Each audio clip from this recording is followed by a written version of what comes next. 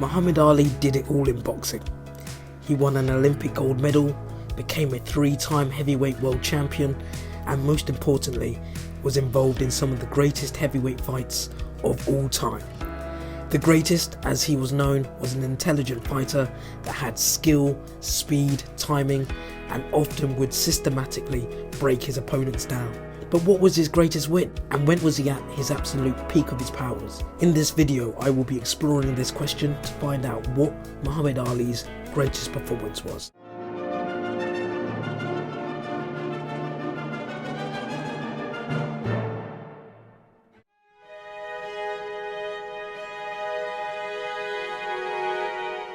Seven months after Spinks won a surprising upset victory over Muhammad Ali, the rematch saw an older Ali roll back the years to give the 1976 Olympic gold medalist a boxing lesson. Ali used a mixture of boxing skill, movement, and experience to win a unanimous decision and become the first fighter to win the heavyweight championship of the world 3 times.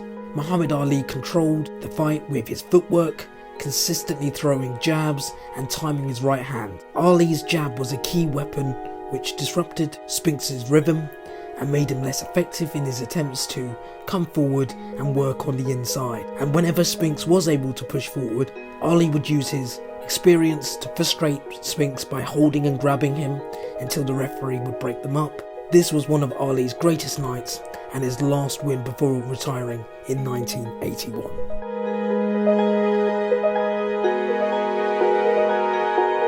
The famous Thriller in Manila contest was the third and most brutal fight in the epic rivalry between Muhammad Ali and Smoking Joe Frazier. Ali would end their rivalry in the 14th round when Frazier's trainer pulled his man out of the contest. Many felt that both fighters were leaving their prime years when they fought for the third time, but this third fight was the straw that broke the camel's back, and both boxers were not the same fighters at the end of this grueling boxing match. The fight developed into a slugfest and both fighters took a lot of punishment and landed big, strong, hurtful, clean shots. Ali was on the verge of quitting in the 14th before Frazier was pulled out. The fight was brutal and Ali, like Frazier, was in decline, but there was still plenty of skill shown in this contest. It was a hard fought but great performance from Muhammad Ali.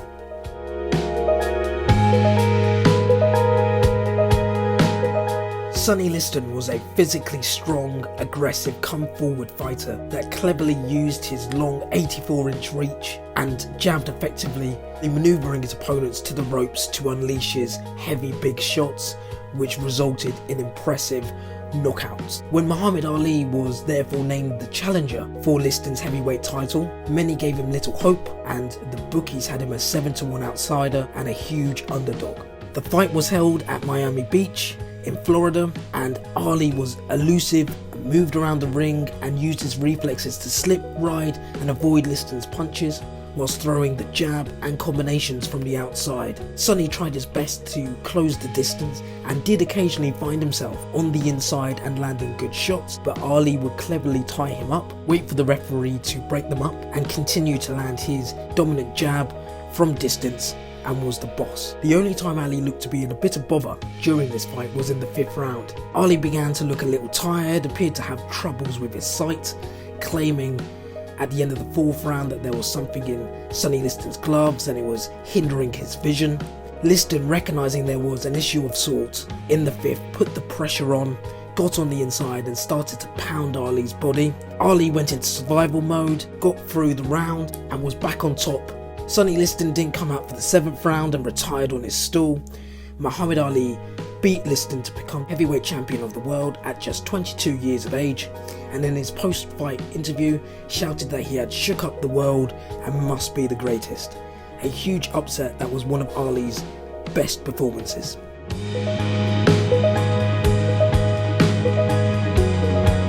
10 years after Muhammad Ali beat the fearsome Charles Sonny Liston, he was again going up against a big, strong knockout artist in George Foreman. Like with the Sonny Liston fight, Ali was seen as the underdog and many expected Foreman to win. There was very valid reasons to think this. Foreman was undefeated at the time and had recently knocked out and destroyed great fighters such as Joe Frazier and Ken Norton, both of which had beaten Ali. The fight originally scheduled for September the 25th in Zaire, but a cut to Foreman's right eye during a sparring session saw the match rescheduled for the 30th of October 1974. When Ali fought Leon Spinks or Sonny Liston, he used footwork and movement to control the fight. His victory over George Foreman was very different, but equally effective. This was the famous rope-a-dope tactic. Some observers think that Ali essentially stayed on the ropes and got beaten up before Foreman got tired and Ali knocked him out in the 8th round. But this is far from the truth, and there was method to the madness. In round 1, Muhammad Ali very quickly recognised that the dancing tactics and movement would not work for this fight for 3 key reasons. One was because of the weather. It was very hot in Zaire, and constantly moving around would have tired Ali very quickly. Secondly, Foreman was able to cut off the ring and get to Ali, meaning that Ali would have had to work extra hard to keep Big George away from him. And thirdly, Foreman had never gone the 15-round distance before, and therefore didn't have the experience to know how to pace himself over the fight. Yes, it's true that Ali had to absorb solid hurtful punches from Foreman, but he was making Foreman miss, or he was blocking and riding many shots, whilst also cleverly holding and wrestling Foreman, and importantly, landing good shots of his own, and was ahead on the judges' scorecards at the time he knocked out the exhausted Foreman in the 8th round. This was one of the greatest fights of all time, and a world-class, excellent performance from Muhammad Ali. Before I talk about what I believe is the greatest performance in the long career of Muhammad Ali, I would like to note some honourable mentions, such as the first Floyd Patterson fight, the Archie Moore fight, the second Henry Cooper contest, the Oscar Bonavena fight, and the Ernie Terrell contest. All these were fantastic performances by the greatest. But now let's move on to what I think is the best performance.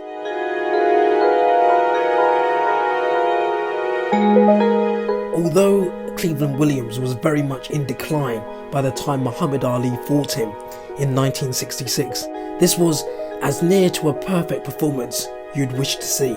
Ali danced and moved throughout the contest, landed solid, quick and hard combination punches which saw him knock out his rival 3 times in the 2nd round and once more in the 3rd round before the referee had mercy, stepped in and waved off the fight, declaring Ali the winner. Cleveland Williams was unable to throw any meaningful punches at all. Ali was excellent in defence, moving, avoiding shots, and Cleveland Williams did not get close to Ali.